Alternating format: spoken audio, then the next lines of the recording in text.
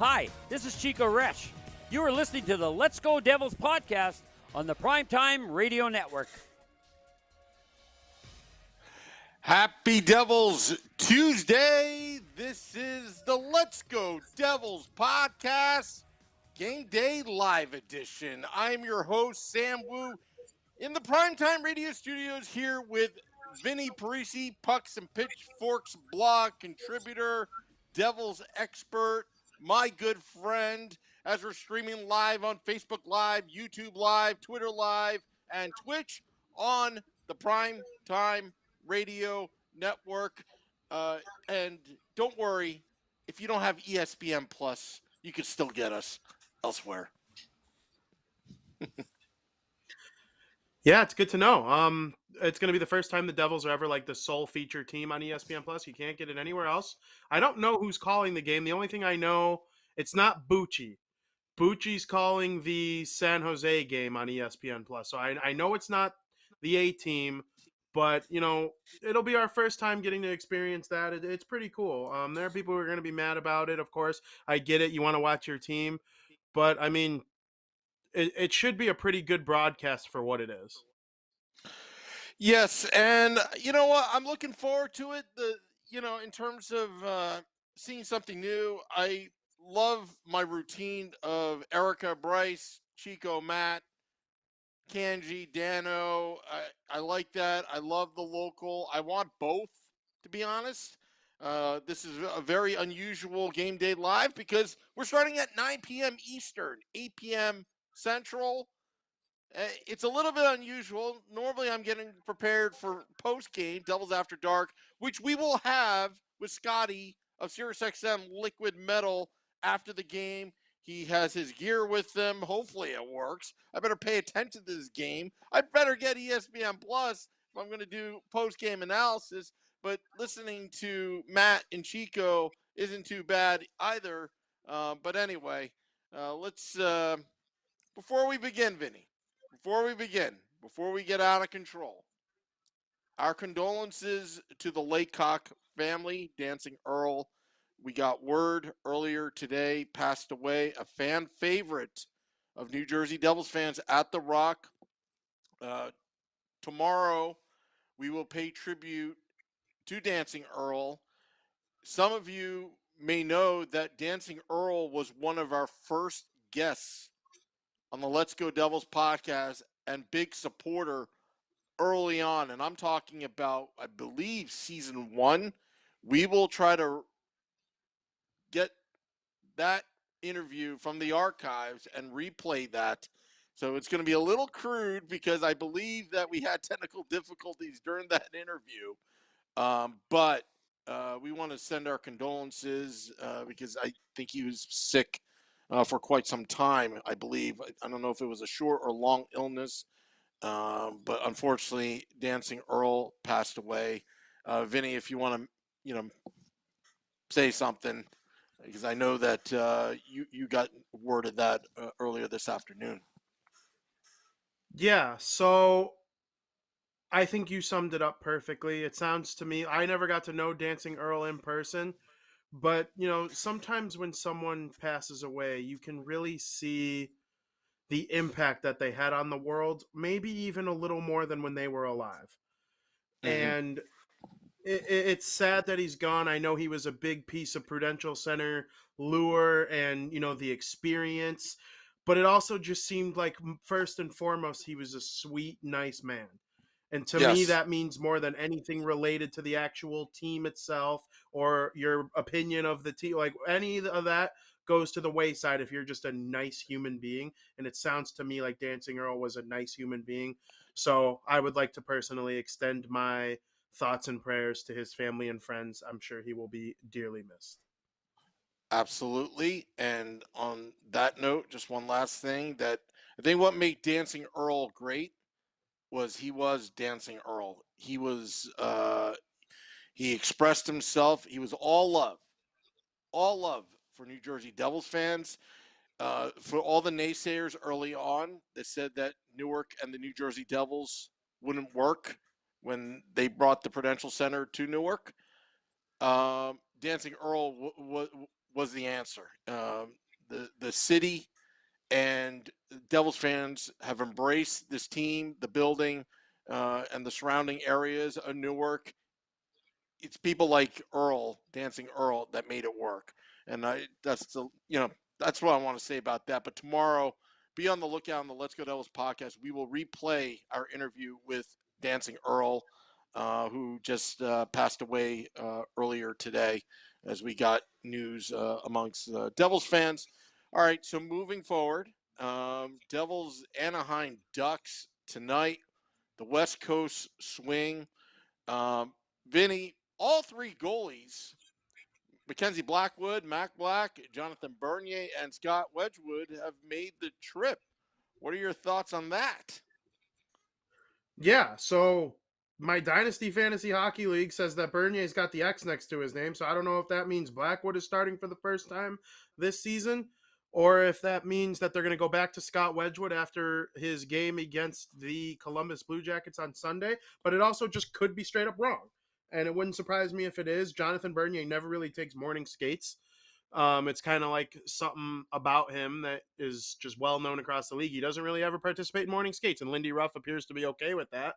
So I don't know if he's going to be the guy, but the fact that all three goalies are on the trip is good news, because I don't think if Mackenzie Blackwood was close, he probably wouldn't have made that trip all the way to California. I know there's a lot to do with, spending time with your teammates and, the continuity and this and that.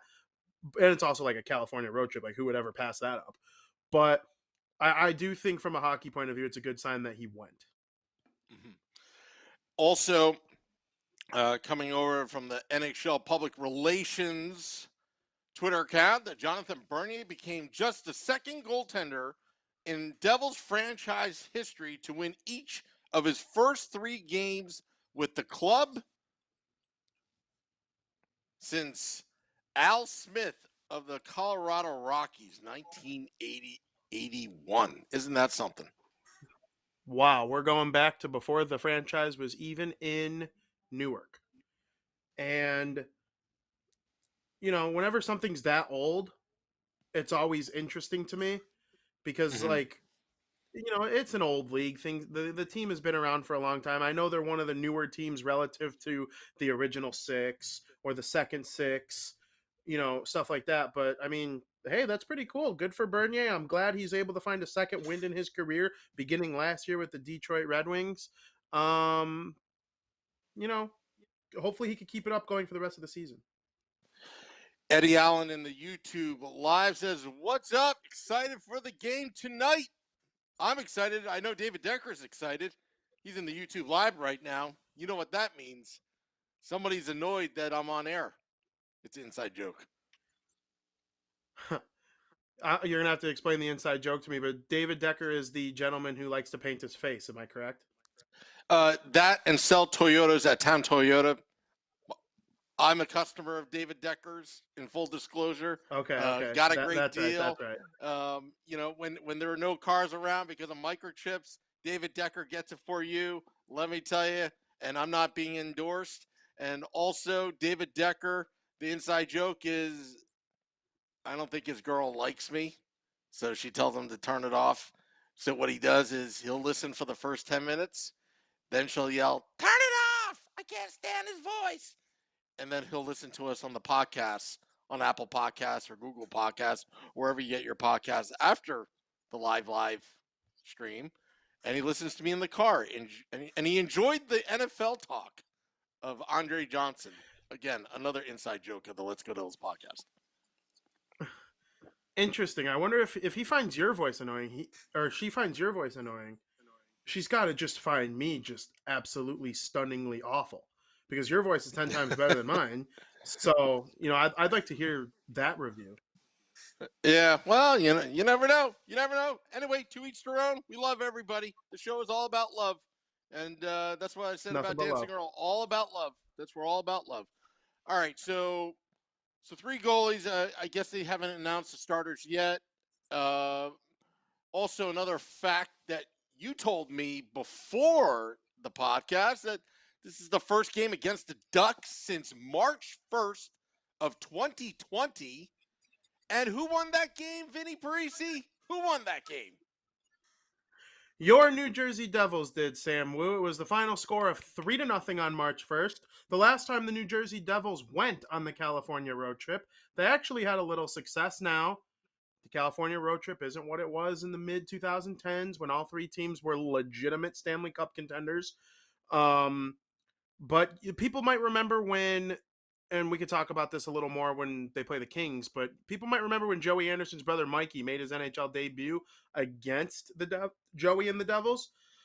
And so that seems like forever ago, but that's the last time the Devils went on this California road trip, and they beat Anaheim 3-0. Hopefully there's a similar result tonight. Also, if you remember, Mackenzie Blackwood had a hot February 2020. If it wasn't for that leap year 29th day, he would have been undefeated in the month of February in 2020. And then, of course, it's March 1st, 2020. I don't know which goaltender was playing that game, meow, meow, but the Devils were on that hot streak and just fell short of that bubble of bubbles when they, did the NHL pause, and they were one of the 7 teams that, didn't make it. But you know what, Vinny? Alexander Holtz is making me forget about that whole incident of the bubble hockey tournament in Canada. Yeah, I kind of like the way things have shaken out because that draft is interesting so far. Lafreniere is doing well, but he's not like necessarily what we thought he'd be coming out of the gates yet. Lafreniere, Byfield hasn't even played a game. Yeah, exactly. Byfield hasn't even played a game. Tim Stützle is really good for the Ottawa Senators. I'm not going to deny that. I like him. Anytime we're going to see the late Alex Trebek announces your name, you're fine in my book. I don't care what team. Absolutely, you play for. And we're going to see Jamie Drysdale tonight, who is obviously with the Anaheim Ducks. He was in that draft. But yeah, falling short of the bubble, it sucked in real time because we haven't seen the Devils in however many months, and we knew that not making the bubble meant that they were going to go almost a full calendar year without playing National League hockey. But it was good to land someone like Alexander Holtz, and he looks like he's going to turn out to be someone. So Blackwood was awesome in that month of March last time they played the Ducks. He really started to gain some steam for the Calder Trophy. You might remember people were saying Blackwood for Calder. Obviously, he ended up not really coming close in the voting, but he was in the top 10, and the Devils got some love in the Calder voting that year. So, hey, if it leads to him, he's on the short list for Team Canada. So we'll see what happens. That was a big month for him. Hopefully he could get that going again once he comes back. Yeah, and I'm thinking right now, Vinny. I've said this many times and on record, and I do this on purpose because I'm one of those guys. If you're like, yeah, I was the first one to say this, but Dawson Mercer is looking freaking fine right now. With Jack Hughes out, that Dawson Mercer line, Andres Janssen, also known on the podcast as Andre Johnson, formerly of the Houston Texans. Good player. A benched Jesper Bratt and that line. They were on a tear last weekend, Vinny. You better watch out for them.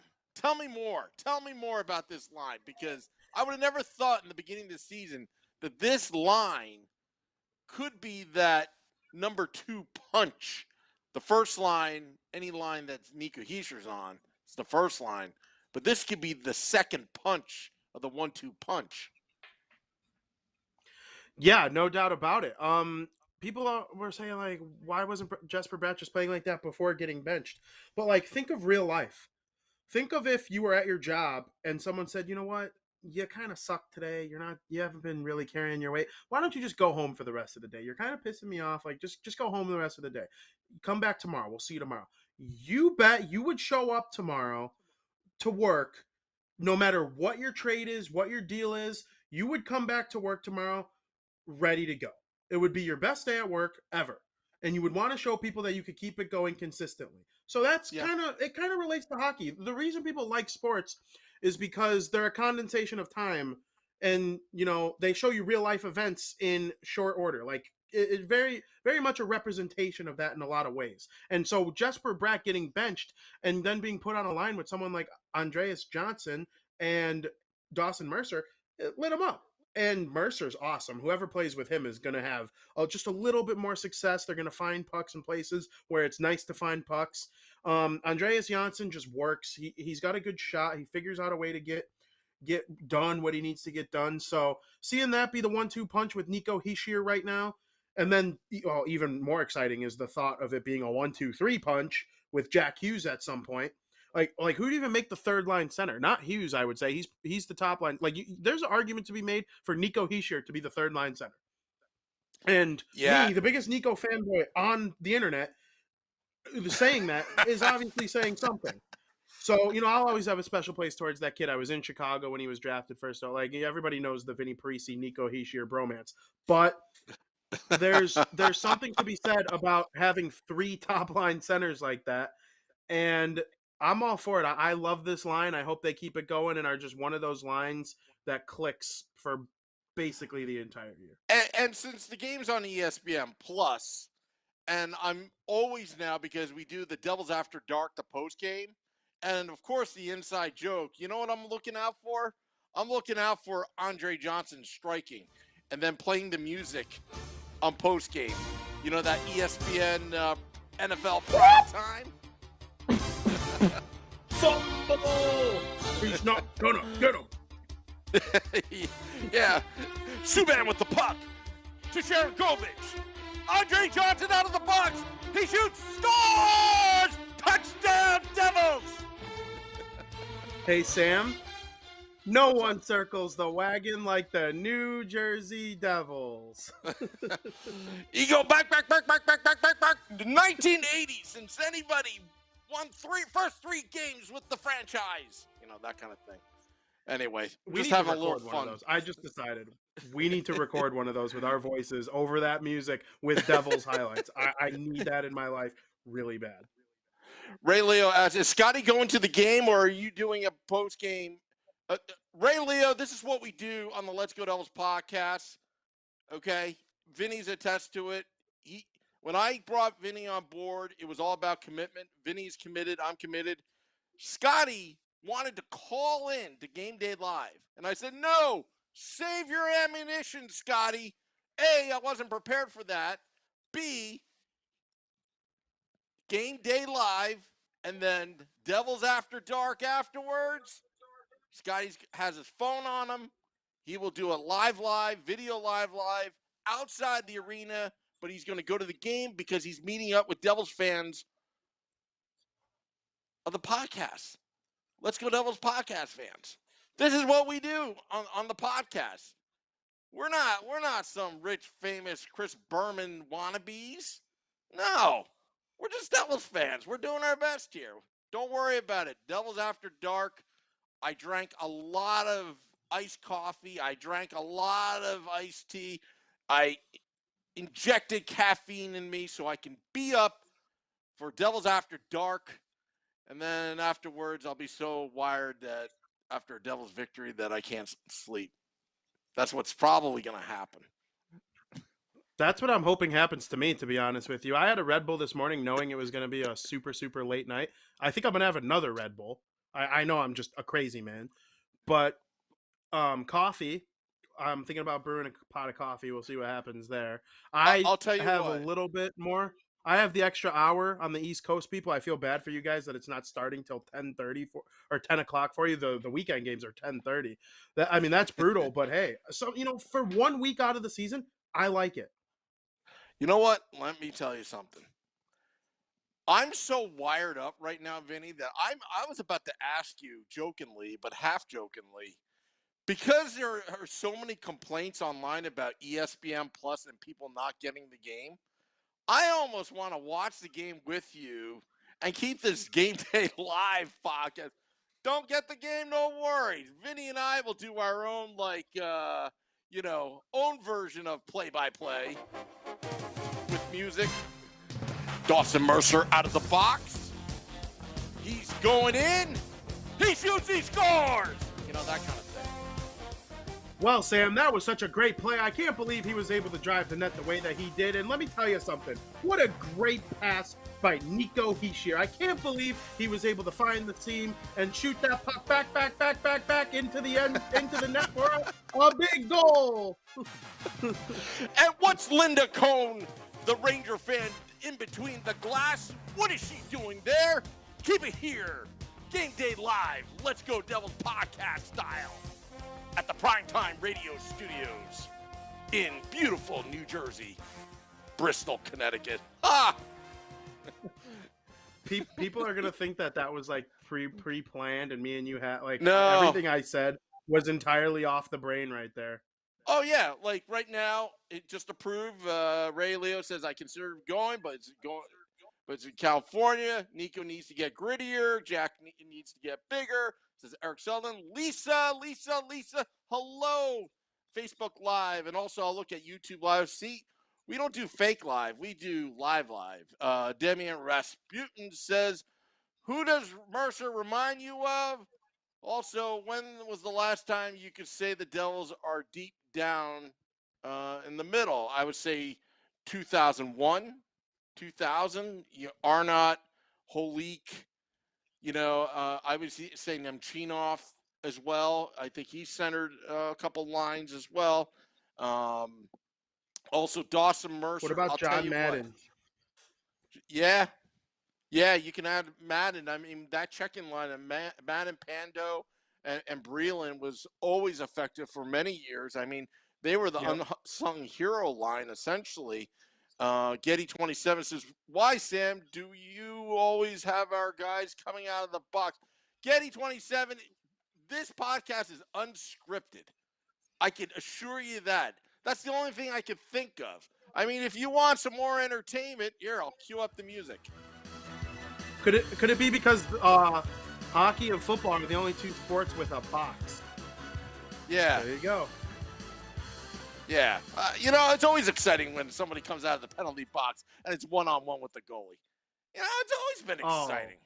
Oh, that's one of them. I mean, that's like outside of a penalty shot, it's one of the coolest things that could happen in the game of hockey. Like people might remember that season where Hall put the team on his back and carried him into the playoffs and won MVP. There was a game against the Pittsburgh Penguins in Pittsburgh, and Hall was in the box for too many men. So like when you take a bench minor, you normally put your best player in the box in case that happens. Like I know the Hawks do it with Kane. I've seen Evgeny Malkin go to the box in situations like that. Like someone who just doesn't go to kill penalties very often. So they got Halsey in the box and they kill one of the two penalties in the 5-on-3 and they spring him and he scores a short-handed goal on a breakaway. Like those are awesome. Everybody loves those kinds of plays. Give me your Matt Loughlin call.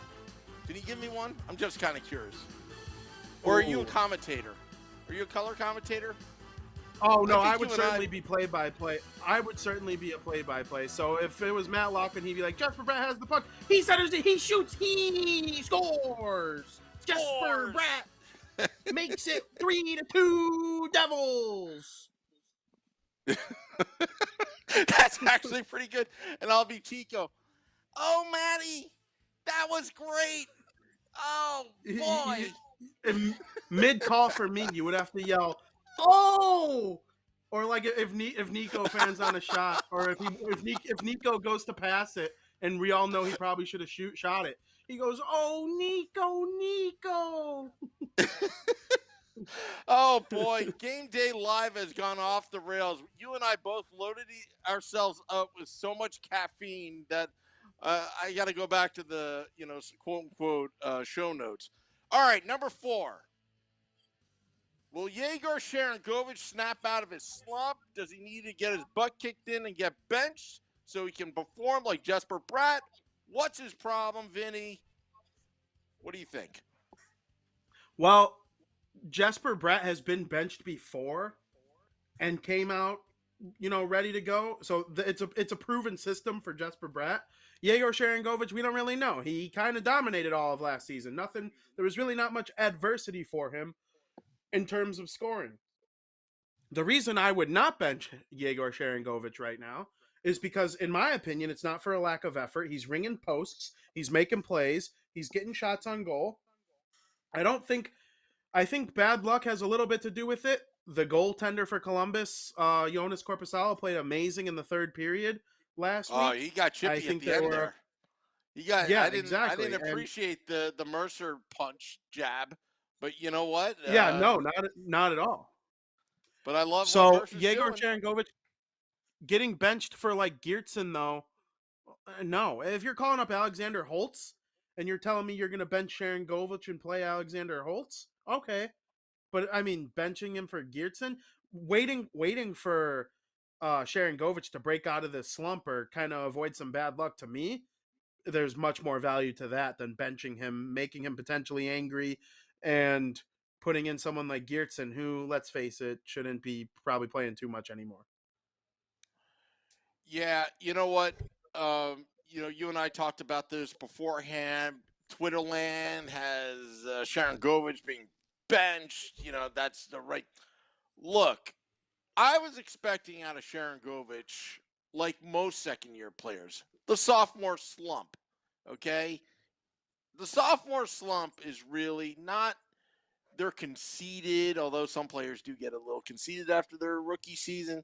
Um, Sophomore slump also could be attributed. Now there's game footages and scouting reports of opposing teams that know how to handle you. Usually, when you have a guy from Belarus, where Sharon Govich is from, there's only limited amount of scouting, and he was able to have a fantastic training camp. And I was able to break the lineup, new coach, new system. Mark Recchi, Lindy Ruff, plus add in the pandemic, and then some guys were still stuck across the ocean, and then COVID this or whatever. He made the most out of his opportunities. Fifth rounder, scrappy, loved his attitude in the World Championships. Given the bird, can't do that on air, but given the bird, acting like a Jersey guy, I thought maybe, is he a little too? He will be just fine, people. Okay, let it happen. If he's one of those streaky players, let it be. Okay, Sharon Govich is fine. He just needs to keep shooting the puck, and he needs to drive hard to the puck, and he needs to be aggressive. He's got to take the Jimmy Vesey route and not let up. That's all I have to say about that. I couldn't agree with you more. If you're an NHL team and you see this guy doing what he did last year, what are you going to do? Let him be the guy who's open now? No, you're going to check him extra hard, knowing that chances are if this guy gets the puck on his stick, he's going to shoot it. And someone like Quokkanen or Bratt, Heischer, those guys are all pass first. Yeah, of course they can shoot and score goals, but you're basically just playing the shot when it comes to Sharangovich. You know that if you give him space in tight or even from far away, he's gonna get a good shot off. He's gonna have a chance to score a goal, and he's gonna have to adjust back now. He's gonna have to figure out ways to get in more open spaces and maybe get a little grimier. Like sometimes that's the key to breaking out of a goal slump is just go park that rear end in front of the goaltender and bank one, and it's not going to be pretty. But once you get that confidence back, then maybe your shot starts coming back. There are so many ways for Sharangovich to break out of this. I have all the faith in the world in the kid. Last year, I had him 5th tier on my prospect pyramid, and man, he made me really look and feel dumb by being one of the Devils' best players last year. So all in on Sharangovich. Hope he's able to break out of it soon. Wouldn't be surprised if it's tonight. And also Scotty of SiriusXM Liquid Metal wrote him off on post game last season before it was called Devils After Dark. And I was like, you're writing off Sharon Govich? Nah, dime a dozen. But he admitted he was wrong. He admitted he was wrong. And you know what? And those naysayers right now that are harping on Sharon Govich, let me tell you, he's going to prove you wrong. Just be a little patient. He'll prove you wrong. Also, I'm seeing a lot of chatter about NHL packages, ESPN, get a VPN, change your IP addresses. I said this, and you remember I said this in preseason. Hockey fans find a way. They always find a way to get their games. And if you don't do Yep. it right, and you don't provide an easy barrier of entry access to the fans and allow them to easily pay money, because they'll pay money, trust me, they will. I'm one of them.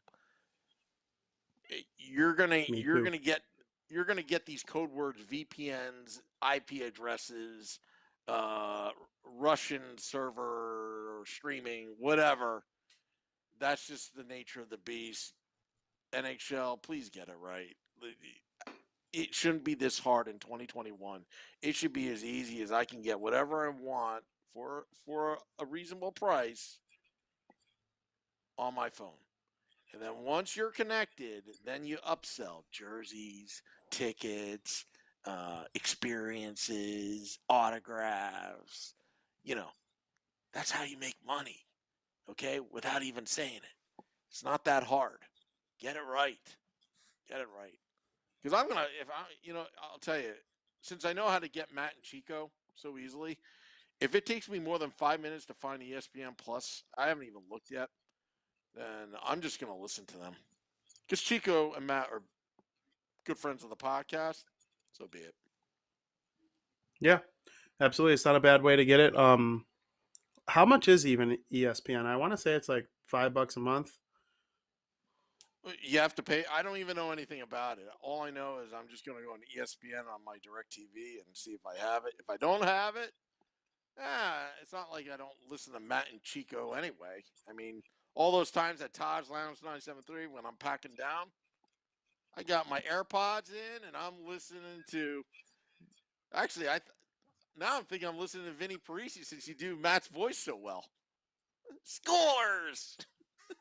Yeah, that's definitely one of my better imitations, I think. And I had to sit there and think about it for a second, and I'm like, okay, he's definitely got like the score call where he's like kind of got like a high pitched voice, but he starts talking real fast when things start getting exciting, and it's the perfect oppo for Chico. So I like that duo a Yeah. lot.